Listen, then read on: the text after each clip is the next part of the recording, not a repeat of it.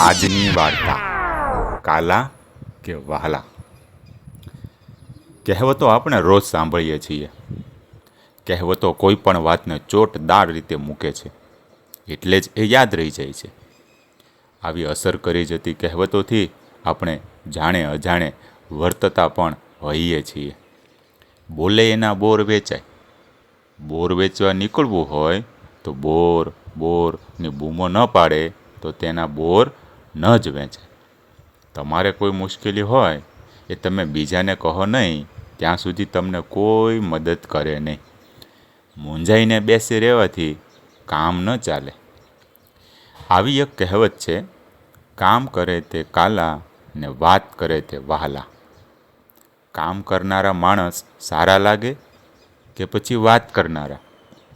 મોટી મોટી વાતો કરનારા કદાચ પહેલાં તો સારા લાગતા હશે, પણ આખરે કામ કરનારા જ વહાલા લાગે. સાચું વહાલ તો કામ કરે એને જ મળે, વાતોડિયાને કશું ન મળે. આ વાત તમને બરાબર ગળે ઉતરી જાય એ માટે ચીચીમાની વાત કરું. અમારા ઘરથી છેટે એક ઘાંચીની ઘાણી હતી. ઘાંચીનો ભૂરિયો અમારી નિશાળમાં જ ભણતો, એટલે બજારમાં જવા આવવાનું થાય ત્યારે ક્યારેક ઘાણી જોવા ઊભી રહી જઈએ. ઘાણીને ત્યારે એક રાતો બળદ જોડતા, ખાસો ઊંચો ને ડીલે તાજો માજો, બેય શિંગડા નીચા ઢળતા, મોટું માથું ને દેખાવે નમણો. જ્યારે જોઈએ ત્યારે એ રાતડો બળદ ઘાણીએ જોડાયેલો ને ગોળ ગોળ ફરતો જોવા મળે. સવારે ને સાંજે ચીચીમાં એને હવાડીએ પાણી પાવા લઈ જાય ત્યારે અમારા ડેલા પાસેથી જાય. તે સ્વભાવનો ભારે સોજો, ક્યારેય કોઈને ગોથું બોથું મારે નહીં. આ વાતને તો ઘણાય વરસ થઈ ગયા, પણ હમણાં એકવાર ગામ જવાનું થયું ત્યારે ચીચીમાની ઘાણીએ સાની લેવા ગયો. ઘાણીને નવો બળદ જોડેલો ને ઘાણી ગોળ ગોળ ફરે. ચીચીમાં સાની જોગતા હતા ને પૂછ્યું, પહેલાં તમારી ત્યાં એક રાતો બળદ હતો ખરું?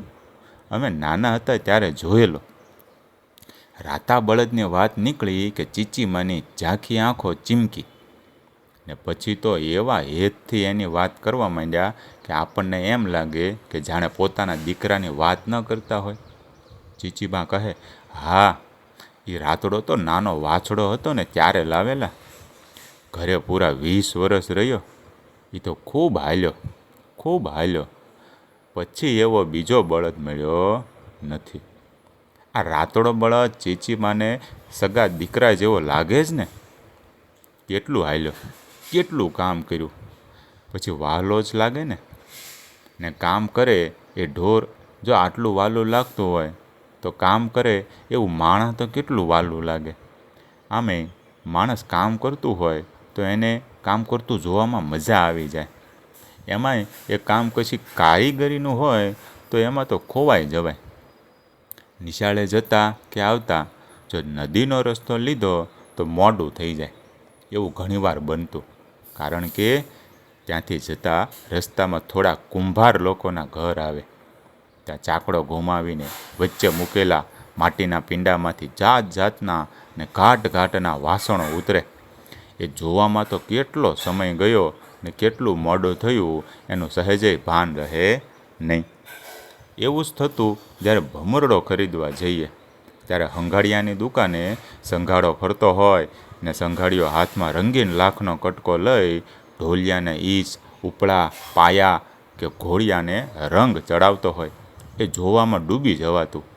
હાર બંધ વળગેલા ને એક જ લાકડામાંથી કોરી કાઢેલા ભમરડાને આપણા કહ્યા પ્રમાણે રંગ ચડતા જાય ને મનમાં કંઈક ઓર મજા આવે. પોતાને આવું આવડે તો કેવો પોરસ થાય. જાત જાતના ઘાટ ઉતારતો પેલો કુંભાર ને અવનવા રંગ ચડાવતો સંઘાડીઓ કેવા હોશિયાર લાગતા. હવે તમે જ કહો, કુંભાર માટીનો પીંડો ચાકડાની પડખે મૂકી રાખતો હોત તો એને એમ નવરો બેઠેલો જોવા કોઈ છોકરો નિશાળે જવામાં કે ઘેર આવવામાં મોડું કરત ખરો? ને સંઘાડીઓ લાખના કટકા ડબલામાં રાખી પગ ઉપર પગ ચડાવી સૂઈ રહેતો હોત તો ઘોડિયા, ઢોલિયા ને ભમરડાને રૂપાળા રંગ ચડત કેવી રીતે? આ બધું કારીગરીનું કામ જો ગમતું, આજે ગમે. આમાં જે ગમે છે તે કામ કરતાં માણસને જોવાનો આનંદ છે. એટલે કામ કરે તે કાલા એ વાત ખોટી તો નથી. કામ કરે તે વહાલા એ જ સાચું છે.